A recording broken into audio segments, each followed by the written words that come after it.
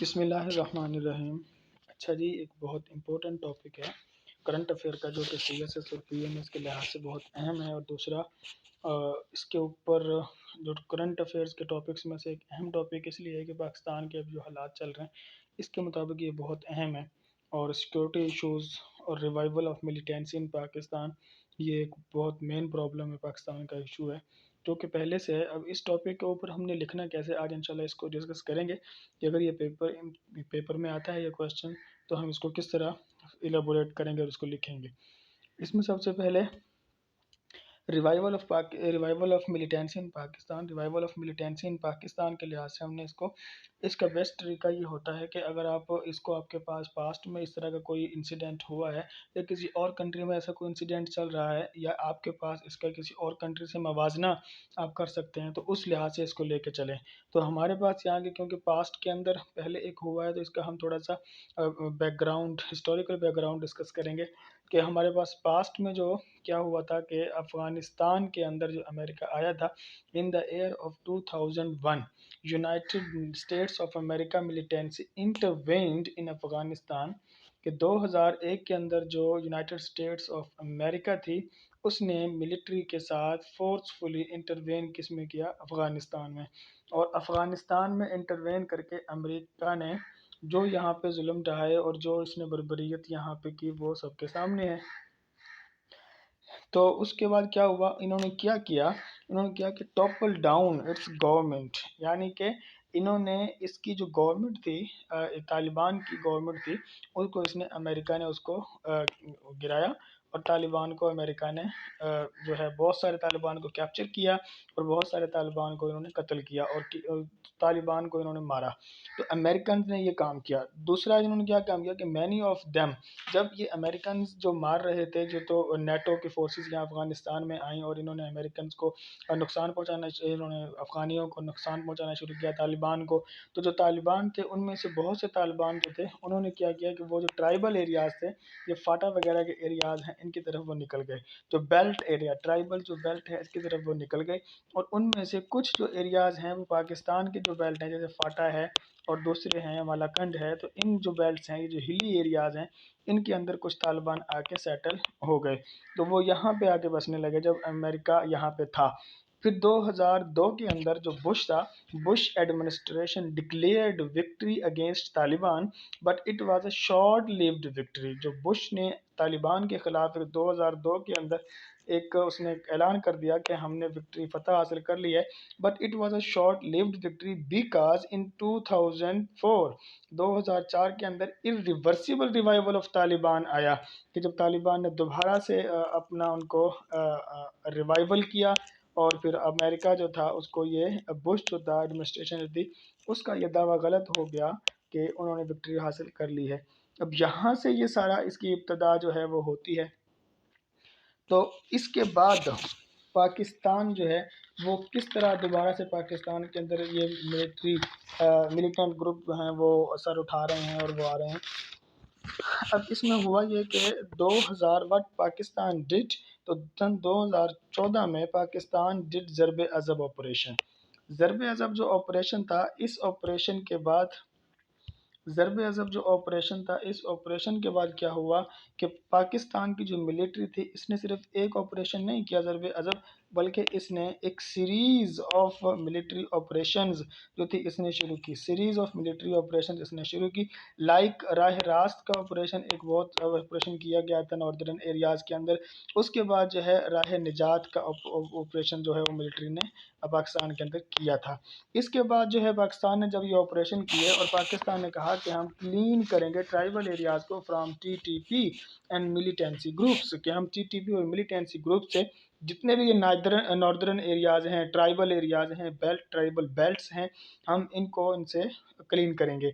The rise of militancy in Pakistan, अब इसके बाद जो है वो क्या हुआ कि पाकिस्तान के अंदर जो मिलिटेंसी है, हाउ इट राइज तो मिलिटेंसी जो कैसे राइज हुई पाकिस्तान में, ये नंबर एक, तो आप इसको थोड़ा सा देखेंगे कि इसमें आप डिस्कस करेंगे increasing number of attacks by TTP and ISKP, कि जो टीटीपी है, टीटीपी और आईएसकेपी ने ये किया, इन्होंने क्या शुरू कर दिया कि इन्होंने नंबर ऑफ अटैक्स हैं इनके बहुत ज़्यादा बढ़ गए। आपको पता है कि बहुत से इसमें अटैक्स हैं जो आप डिस्कस करेंगे।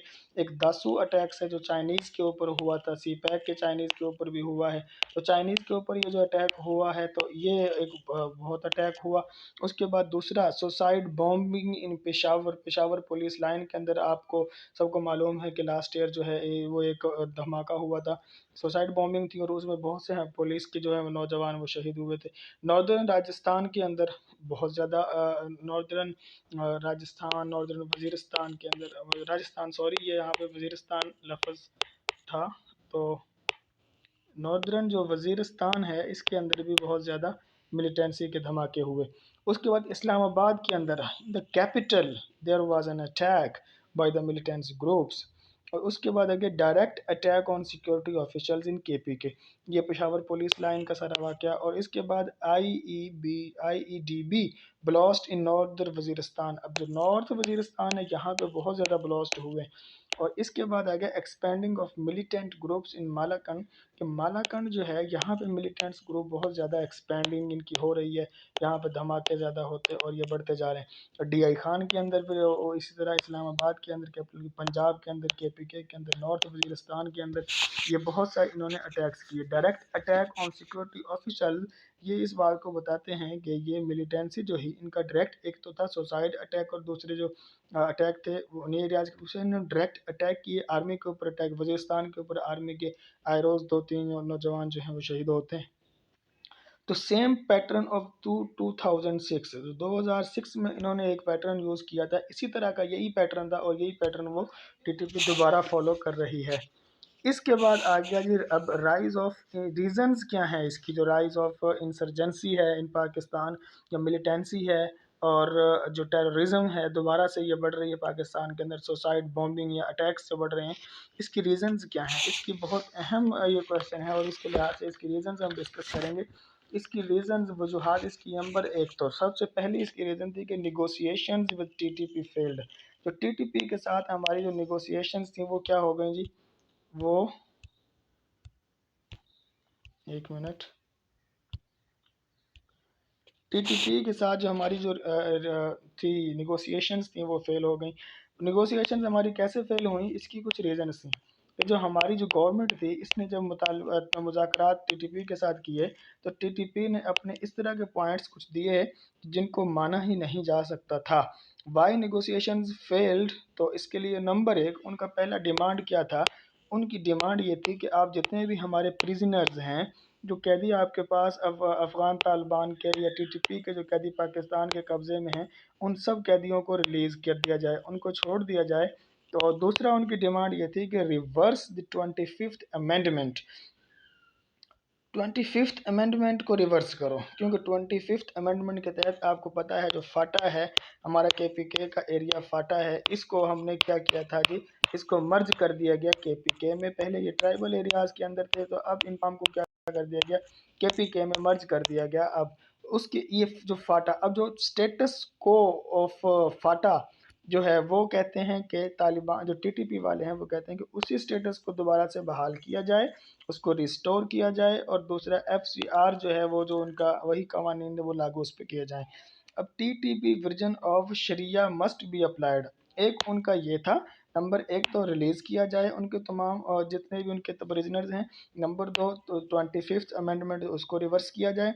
नंबर तीन जो स्टेटस है उसका फाटा का, उसको दोबारा स्टेटस को बनाया जाए, उसी स्टेटस पे वापस लाया जाए जिस पे फाटा पहले था, मतलब 25वीं तरमीम को ख़त्म करके। नंबर चार उसका यह है कि TTP version of sharia must be applied, कि जो शरीयत टीटीपी के मुताबिक है वो अप्लाई होगी, ना कि शरीयत जो है अपनी उसके अप्लाई होगी, शरीयत टीटीपी के तहत अप्लाई होगी। टीटीपी की जो शरिया है वो अप्लाई होगी, इनका अपना जो कवानीन, ये मालाकंड के इलाकों के अंदर और जो मर्जर एरियाज़ हैं दूसरे डिस्ट्रिक्ट्स हैं इनके अंदर, इन्होंने कहा कि यहाँ पे सारी हमारी जो बनाई हुई हमारी जो इंटरप्रिटेशन है शरीयत के मुताबिक वो यहाँ पे लागू होंगी। अब क्या किया उन्होंने फिर, अब ये सारे आपको पता है कि इनमें से कोई एक भी ऐसा नहीं है कि जिसको माना जाता, तो पाकिस्तान ने ये सारे रिजेक्ट कर दिए, इनके जितने भी इनके ये थे पाकिस्तान ने ये रिजेक्ट कर दिए। अब ये मुज़ाकरात कामयाब नहीं हो सके, जब मुज़ाकरात कामयाब नहीं हुए तो इस बदले में इन्होंने क्या किया तालिबान ने बदले में ये काम किया कि इन्होंने धमाके बढ़ा दिए, क्योंकि अफ़गानिस्तान के अंदर तालिबान की हुकूमत आ गई तो ये तमाम जो गुरिल्ला हमारे पास ये गुरिल्ला जो इधर थे, गुरिल्लाज थे, यहाँ पे जो मिलिटेंसी ग्रुप्स थे हरकत में आ गए। इन्होंने कहा अगर तालिबान, इनको वहाँ से इनकरेज मिला कि अगर तालिबान हुकूमत में आ सकते हैं तो हम क्यों नहीं आ सकते, और इन्होंने इसके लिए दोबारा से पाकिस्तान के अंदर धमाके जोर शोर से बढ़ा दिए और करने शुरू कर दिए। दूसरा इन्होंने क्या किया, हाँ इसकी एक रीज़न तो अब ये हो गई। अब चलते हैं जी दूसरी रीज़न की तरफ। सेकंड रीज़न इसकी क्या थी? सेकंड रीज़न ये थी कि using launching part of terrorist attacks for Pakistan eastern and southern Afghanistan soil. ये जो पहला पॉइंट है ये बहुत अहम है। इस पॉइंट को ज़रूर जो है जब भी आप लिखेंगे इस टॉपिक को तो ज़रूर आपने मेंशन करना होगा। पहला पॉइंट इसमें क्या है कि जो तालिबान है, ये जो टीटीपी है, टीटीपी एक काम कर रही है कि ये टीटीपी जो अफ़गानिस्तान की सॉइल है, सॉइल ऑफ अफ़गानिस्तान, इस अफ़गानिस्तान की ज़मीन को इसमें अंदर इन्होंने ठिकाने बनाए हुए हैं। जो सदर्न अब ईस्टर्न जो है, जो पाकिस्तान की साइड वाला अफ़गानिस्तान है, अब अगर आप देखा जाए तो ये अगर अफ़गानिस्तान का बॉर्डर है और ये पाकिस्तान का है, तो जो इस साइड वाला जो अफ़गानिस्तान है इधर इन्होंने अपने ठिकाने बनाए हुए हैं और इन्होंने इन्होंने यहाँ पे अपने ठिकाने बनाए हुए हैं साउथ में और इसके ईस्ट में, और यहाँ से ये आते हैं बॉर्डर क्रॉस करते हैं और पाकिस्तान के अंदर मिलिटेंसी फैला रहे हैं और ये धमाके करते हैं और वापस इधर इनमें दोबारा इनकी रेजिडेंस है। तो ये है एक मेन इसका पार्ट कि जो ये using launching part of terrorist attacks for Pakistan from the soil of Afghanistan. तो इसके लिए इसका एक ये पार्ट था। अब यहाँ पे हमारा मसला असल में क्या था कि ये जो हमारा बॉर्डर है ना अफगानिस्तान के साथ, नंबर 3 कि हमारा जो बॉर्डर है अफगानिस्तान के साथ ये कम्प्लीटली सील्ड नहीं है। हमारा जो बॉर्डर है अगर हम इसको बॉर्डर को देखें अफगानिस्तान के साथ, तो ये हैं पहाड़, यहाँ पे ये पहाड़ हैं, चिनार के पहाड़ हैं, दूसरे पहाड़ हैं। तो अब ये अफगानिस्तान के साथ जो बॉर्डर है, क्योंकि हमने पाकिस्तान ने एक 100 जो है बिलियन जो PKR वो पाकिस्तान ने किस पे लगाए, बॉर्डर के ऊपर लगाए। तो बॉर्डर के ऊपर जाहिर है इस पे खुदाई होती है और यहाँ पे उस पे वायर लगती हैं, फिर उसके बाद इसके साथ साथ रोड बनता है। अब ये सारी खर्चे होते हैं, तो पाकिस्तान ने ये खर्चे किए लेकिन प्लेन एरियाज़ में जो ठीक थे वहाँ पे बॉर्डर तो पाकिस्तान ने सारा उसको सिक्योर कर दिया। लेकिन अब जो हिली एरियाज़ हैं, पहाड़ी इलाका, यहाँ पे बॉर्डर बना को सील करना कम्प्लीटली ये पाकिस्तान के लिए बहुत मुश्किल, क्योंकि इसमें ख़र्चा बहुत ज़्यादा था। तो हमारा ये बॉर्डर कम्प्लीटली सील्ड नहीं है, जिसकी वजह से ये यहाँ से अफ़गानिस्तान की सॉइल से उठते हैं और पाकिस्तान के अंदर एंटर हो जाते हैं ईज़िली। तीसरी रीज़न एक ये थी कि security vacuum being created by Pakistan. Pakistan ने एक सिक्योरिटी वैक्यूम क्रिएट किया था। अब आपको, हाँ ये जो मैंने पहले पिछली बात की है ना कि बॉर्डर ये जो है अफगानिस्तान की सॉइल को यूज़ कर रहे हैं, ये सारी इन्फॉर्मेशन अगर आप इसका जो सोर्स है वो सोर्स इसका है DGISPR, ठीक है। और इसके बाद इसका जो सोर्स है वो है जी इसका हमारा फॉरेन ऑफिस को मैं यहाँ पे कोट कर रहा हूँ, फॉरेन ऑफिस इसका सोर्स है। और इसके बाद इसका है जी हमारा इंटीरियर मिनिस्ट्री, तो इंटीरियर मिनिस्ट्री इसका सोर्स है, ये जो आप वहाँ लिखेंगे क्योंकि सोर्सेज को यहाँ पे मेंशन करना लाजिम होता है। तो ये सोर्सेज हैं इसके कि अफ़गानिस्तान की सॉइल यूज़ हो रही है। दूसरा जो है बॉर्डर इज़ कम्प्लीटली अनसील्ड है, वो हमारा वो सील्ड नहीं है। तीसरा जो हमारे पास है security vacuum being created by Pakistan. Pakistan से सिक्योरिटी वैक्यूम जो है बहुत क्रिएट हुआ, वो किस तरह, पाकिस्तान ने ज़रब अज़ब का ऑपरेशन किया, मिलिट्री हमारी ने, राहिल शरीफ के, जनरल राहिल शरीफ के दौर में ये ऑपरेशन हुआ था ज़रब अज़ब का। Many of check posts whether in tribal belt और मलकंद और बलूचिस्तान और जितने भी थे, ये उन्होंने मिलिट्री जो हमारी थी उसने ये किसको हैंडल कर दिए, ये तमाम जो चेक पोस्ट जिनके ऊपर पहले हमारी मिलिट्री बैठी थी इन्होंने ये हैंडल किसको कर दिए, ये कर दिए पुलिस को हैंडल।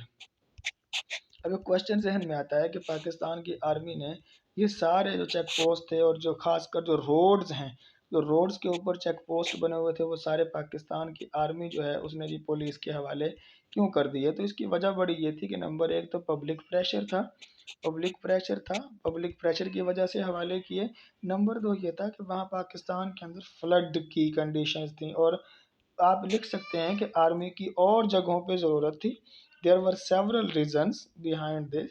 आर्मी की और जगहों पे ज़रूरत थी, इसलिए पाकिस्तान की आर्मी जो थी उसको ये चेक पोस्ट हवाले करने पड़ी पुलिस वगैरह के। पुलिस के वहाँ की जो लोकल पुलिस थी, जिनको हम क्या बोलते थे, जिनको हम बोलते थे जी, उनको हम लेवीज बोलते थे, या उनको हम खजदार बोलते थे पहले। तो उसको हमने फिर क्या बना दिया जी, पुलिस को हवाले कर दिए ये चीज़ें।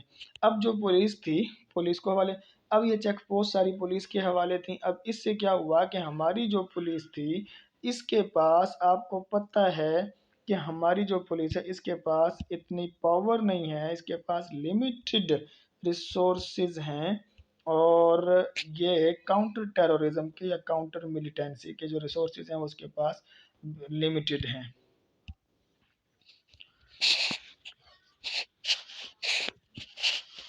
और दूसरा ये था कि ये फिर उनसे नहीं लड़ सकते थे हमारी जो पुलिस थी, तो इसकी वजह से सिक्योरिटी वैक्यूम पैदा हुआ। अब यहाँ पे जो मिलिटेंसी ग्रुप्स थे इन्होंने सर उठा लिया और ये इजीली पाकिस्तान में एंटर होते रहे। तीसरा ये था कि अंडर पाकिस्तान FCR, जो FCR है, जो मतलब यहाँ का का लाज थे के मुताबिक, FCR के मुताबिक ये लेवीज जो थी, ये जो पुलिस थी, इसको अलाउ नहीं था कि नंबर एक तो ये कि not allowed to enter into the villages, के गांव में एंटर हो जाएं, and the houses of people, और ना ही लोगों के घरों में दाखिल हो सकते थे, तो इनके लिए ये अलाउड नहीं था। और इसकी एक वजह ये भी थी। तीसरा इसमें ये फैक्टर आता है कि इंसर्जेंसी की जो कैपेसिटी है इनके पास, उसको काउंटर करने की, वो लिमिटेड थी। अच्छा जी, आगे। अब एक इसके बाद क्या हुआ कि जो ये पुलिस के हवाले हुआ, तो वहाँ पे मिलिटेंसी ने सर उठाना शुरू कर दिया। बहुत बड़ी वजह इसकी ये बनी। इसके बाद आ गया, हाँ ये वही रीज़न है पिछली, लेकिन इसको आप थर्ड रीज़न के साथ बना के लिखेंगे कि हमारी जो पुलिस के पास लिमिटेड काउंटर इंसर्जेंसी कैपेसिटी हमारे पुलिस के पास थी, जिसकी वजह से हम जी उसको काउंटर नहीं कर सकते।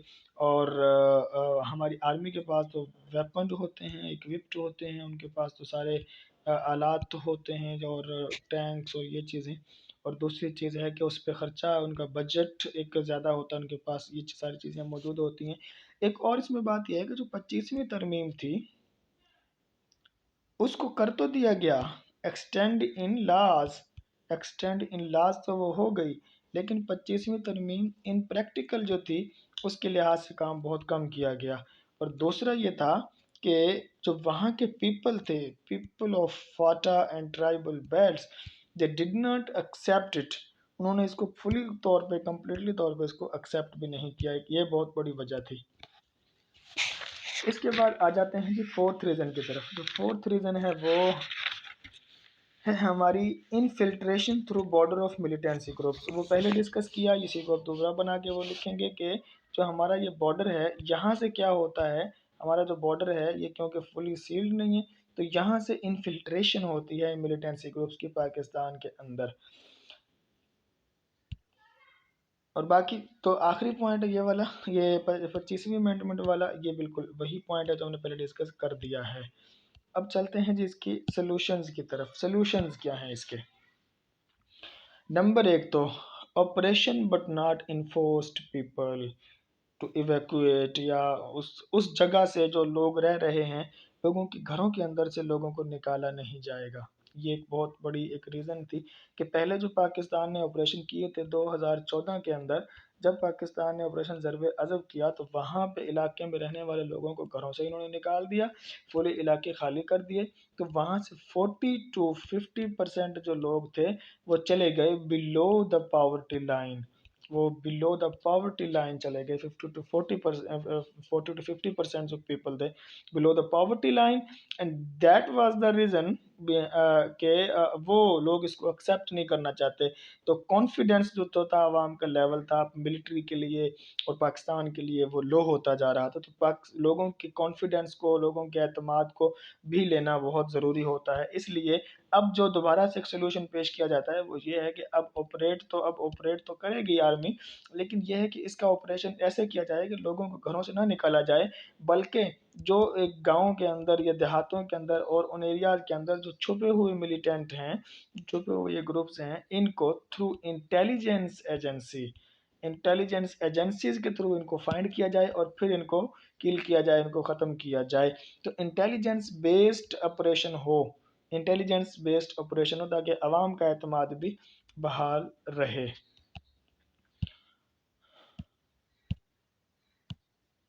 अब आगे आ जाए, जो सेकंड सोल्यूशन है वो है now negotiate with Afghanistan government not with TTP. Afghanistan government के साथ हमें क्यों निगोशिएट करें, क्योंकि मैंने टीटीपी के साथ हमने करके देख लिया, टीटीपी नहीं मानती, टीटीपी की डिमांड्स वो सारी वो अलग हैं, वो उनकी एक्सेप्टेबल नहीं है। अब केपी के उनको दे दो तो फिर तो ठीक है, अदरवाइज फिर ठीक नहीं है, फिर तो वो आपके ऊपर अटैक करेंगे और ये तो बिल्कुल मानने वाले नहीं है। हाँ, अब अफ़गानिस्तान गवर्नमेंट के साथ हमें क्या करना है, नेगोशिएट किया जाए, लेकिन अफ़गानिस्तान गवर्नमेंट के साथ नेगोशिएशंस का जो इशू है वो इसलिए ये इम्पोर्टेंट है क्योंकि अफ़गानिस्तान की जो सरजमीन है वो यूज़ हो रही है पाकिस्तान के ख़िलाफ़। ये मिलिटेंसी ग्रुप अफ़गानिस्तान में है और अफ़गानिस्तान वाली जो हुकूमत है वो इनको अपनी लैंड से पाकिस्तान के ऊपर अटैक करने से रोक सकती है। The land of Afghanistan should not be used for attacks on Pakistan, कि मिलिटेंसी ग्रुप तरह से वो यूज़ नहीं होने चाहिए, ये उनको इजीली रोक सकते हैं। इसलिए गवर्नमेंट के ऊपर प्रेशर डाला जाए कि आप अपनी जो स्टेट है उसके वकार को बरकरार रखते हुए इसको, इन मिलिटेंसी ग्रुप्स को अपने, इनको आप हमारे ऊपर हमले की या अपनी ज़मीन को इस्तेमाल करके पाकिस्तान के खिलाफ अटैक करने के लिए इजाज़त नहीं देंगे और इनको वहाँ से निकाला जाएगा।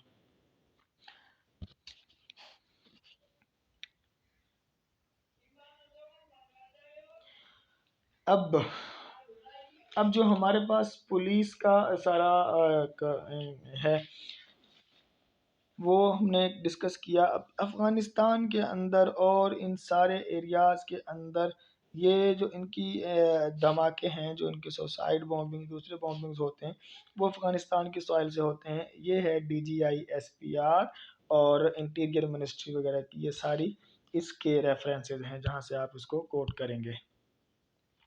थर्ड सोल्यूशन इसका क्या है, थर्ड सोल्यूशन इसका यह है कि सील बॉर्डर। जब बॉर्डर को आप मुकम्मल तौर पे सील कर देंगे, कोई वहाँ से आ नहीं सकेगा। हाँ, अब एक क्वेश्चन यहाँ पे आता है कि भाई बॉर्डर को तो पाकिस्तान की गवर्नमेंट सील नहीं कर सकती क्योंकि ये हिली एरियाज़ हैं, यहाँ पे तो ख़र्चा बहुत है, उनकी खुदाई होती है, फिर उसके बाद वहाँ पे वो तारें लगती हैं, उसके बाद फिर वहाँ पे चेक पोस्ट बनानी पड़ती हैं हर हर बॉर्डर के ऊपर, फिर वहाँ पे जी हमें उनके साथ एक रोड भी बनाना पड़ता है ताकि ट्रांसपोर्ट वहाँ पे जारी रहे, तो ये फ़ौजियों की तरफ इमदाद जारी रहे। अब ये इतना खर्चा होगा, अब यहाँ पे क्योंकि पाकिस्तान की गवर्नमेंट तो ये नहीं कर सकती, तो इसका हल ये है कि अगर ये इतना कुछ नहीं कर सकती तो कम से कम वहाँ पे सिक्योरिटी जो फोर्सेस हैं या सिक्योरिटी है उसको तो बढ़ा सकती है। तो वहाँ पे आर्मी जो है उसको ज़्यादा सेटल करे वहाँ पे। बॉर्डर को अगर सील नहीं कर सकते तो कम से कम वहाँ पे सिक्योरिटी जो है वो ज़्यादा होनी चाहिए। और दूसरा है कि Pakistan has spent 100 billion PKR on border sealing but cleaned just plain areas, sealed just plain areas के जो प्लेन बॉर्डर हैं, जैसे हमारे इंडिया के साथ पूरा बॉर्डर है तो ये इन्होंने सारा सील कर दिया है, लेकिन जो हिली एरियाज है वहाँ पे इन्होंने उसे सील नहीं किया। फोर्थ सोल्यूशन वे है, फोर्थ सोल्यूशन ये है कि negotiations will always be better solution. ये चीज़ ज़हन में रखनी है कि क्यों किसी भी मसले का जो आखिरी हल होता है वो निगोशिएशंस के थ्रू ज़्यादा हल होता है। तो निगोशिएशंस के थ्रू, इन्हीं के थ्रू ही हम इसके एक हल के ऊपर जोर दें और इसको आगे लेके चलेंगे कि हम इन तालिबान के साथ निगोशिएशंस करेंगे। अगर हम TTP के साथ भी दोबारा निगोशिएशंस करते हैं तो एक चीज़ ज़हन में ये रखनी है कि the state must ensure that negotiations from the point with strength not with weakness.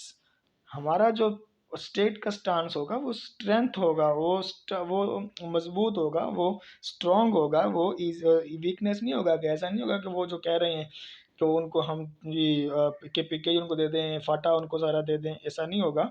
बल्कि हम उनको कह सकते हैं कि जी जो आप अगर हमसे ये वादा करते हैं कि हम ये जो मिलिटेंसी है, असला है, हम सारे असलहे को गिराते हैं, मतलब हम गन्स को रख देते हैं, दूसरा हम मेन स्ट्रीम में आते हैं, तो फिर हम क्या करेंगे जी, फिर हम आपके लिए, पाकिस्तान ये कह सकता है कि फिर हम पाकिस्तान इनके लिए मुआफ़ी का ऐलान कर देगा और यहाँ पे फिर इनको कोई किसी किस्म की टेंशन नहीं होगी।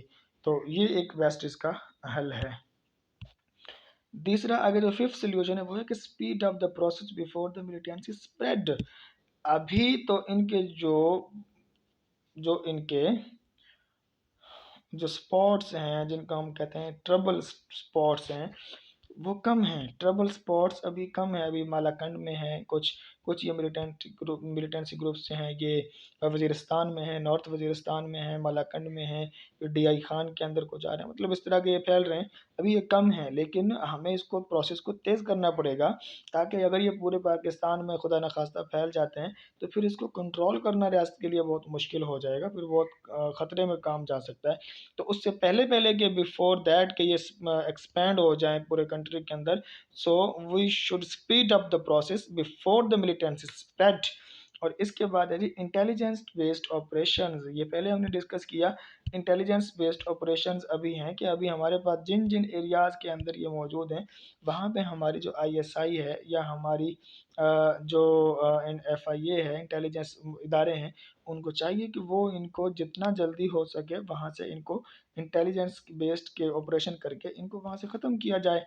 तो जो वहाँ पे जिन इलाकों में अंदर ये मौजूद हैं, फिर इनसे मुज़ाकरात भी किए जाएँ कि हाँ भाई अब आ गए तुम लाइन पे और अब हमारे साथ मुज़ाकरात करें, ताकि हम आगे आपके साथ बात करें। और फिर ये है जी इनके सलूशंस। कुछ सलूशंस है जो पाकिस्तान की अंदर ये मिलिटेंसी का एक बहुत ज़्यादा रिवाइवल है, इसको हल करने के लिए। तो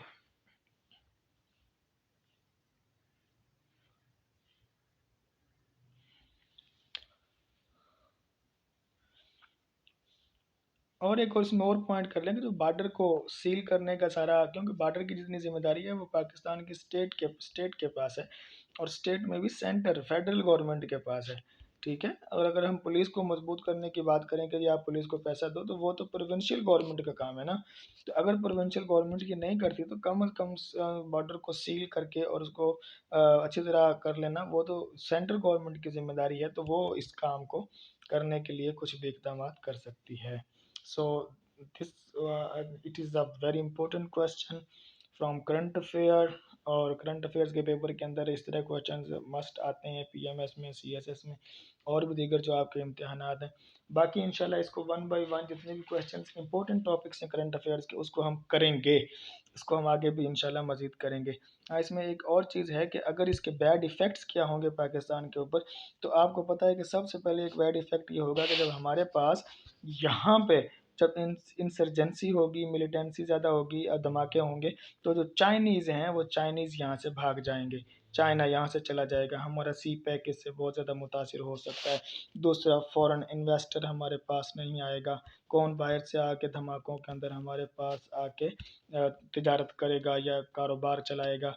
तीसरा जो है, हमारे पास विजिटर्स हैं वो नहीं आएंगे, हमारी इकोनॉमी इससे ड्रॉप होगी, इकोनॉमी के ऊपर इसका बहुत बड़ा इफेक्ट होगा। चौथा ये है कि हमारी जो स्टेट है, पिलर्स ऑफ स्टेट, इनको ख़तरा होगा कि हमारे स्टेट के अंदर कोई भी पार्ट जो है उसको ये हमसे अलग कर दें या इस तरह का कोई सिचुएशन बना सकते हैं। और इस तरह की एक आलमी जो दुनिया है, जिस तरह वो एक हमारे एक हवा क्रिएट हो जाएगा कि जी पाकिस्तान के अंदर टेररिज्म है, टेररिस्ट वहाँ ज़्यादा हैं, तो वहाँ पे आप नहीं जाएंगे, तो वो ओवरऑल हमारा इमेज जो है वो भी कम होगा, हमारी ट्रेड के ऊपर इफ़ेक्ट आएगा, हमारी तिजारत के, हमारे जो है विजिटर इंडस्ट्री के ऊपर इफ़ेक्ट आएगा, हमारी जितनी भी इंडस्ट्रीज़ हैं वो इससे डेफिनेटली इफ़ेक्ट होंगी, उनके ऊपर एक पूरा इफ़ेक्ट आएगा।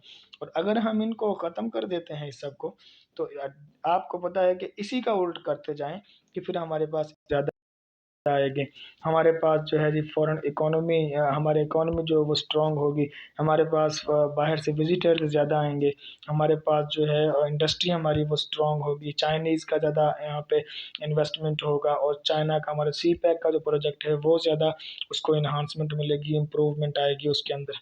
तो ये सारी चीज़ें हैं।